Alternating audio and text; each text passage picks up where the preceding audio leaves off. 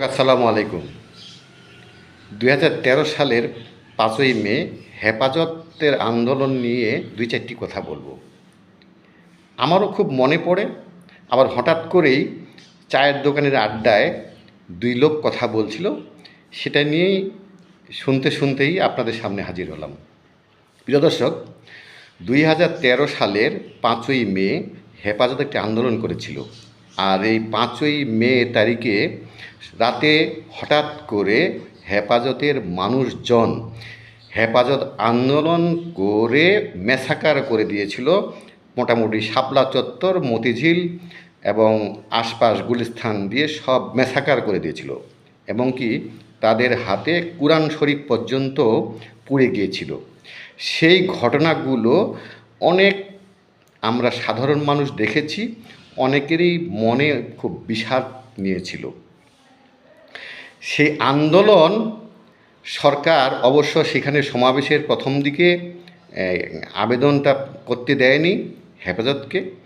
পরে তারা যখন সকাল থেকে সন্ধ্যা পর্যন্ত আন্দোলন করতে চেয়েছিল, সমাবেশ করতে চেয়েছিল, সেই কারণেই সেই অনুমতি দিয়েছিল।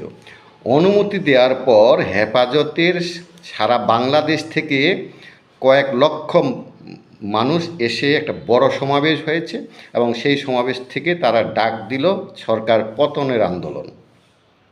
এরপর সারাদিন যখন তারা পতনের আন্দোলন ডাক দিল, ছাত্ররা এবং কিছু উচ্ছৃঙ্খল মানুষ আশেপাশের দোকান ভাঙচুর, মসজিদ ভাঙচুর ইত্যাদি বহুত কিছু আমরা দেখেছি টিভি এবং মিডিয়ার কল্যাণে। তারপর সরকার গভীর রাতে আইন শৃঙ্খলা রক্ষাকারীকে দিয়ে সাউন্ড গ্রেনেড মারিয়ে সবাইকে ভাগিয়ে দিয়েছিল।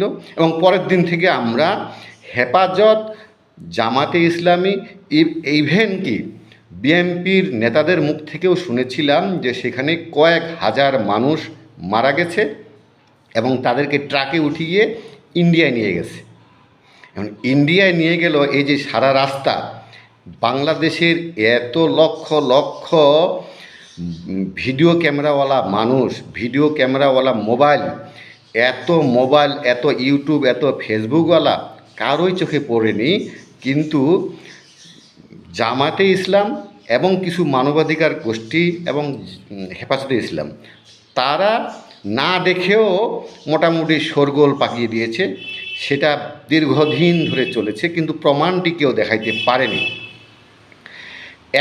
একটি মানবাধিকার সংগঠন একটি বিশাল লিস্ট দিয়েছিল, এবং পরবর্তীতে সরকার সেটি মোটামুটি একটি তদন্ত করেছে। সেই তদন্তে সেরকম কিছু খুঁজে পায়নি। যাদের নাম ঠিকানা দিয়েছিল সেই নাম ঠিকানা একেবারে ভুয়া হিসেবে প্রমাণিত হয়েছিল। যা হোক, সেই ঘটনায় তো অনেক দূর গড়িয়েছে। এখন এই পর্যায়ে এসে এই সরকার এসে সেই হেফাজতের আন্দোলনটিকে একটি সত্যিকার আন্দোলন এবং সেই লুটপাট ধ্বংসটিকে সঠিক বলে আখ্যা দিয়ে সেটি আওয়ামী লীগের উপরে একটি কেস চাপিয়ে দিতে চেয়েছিল এবং করেছে।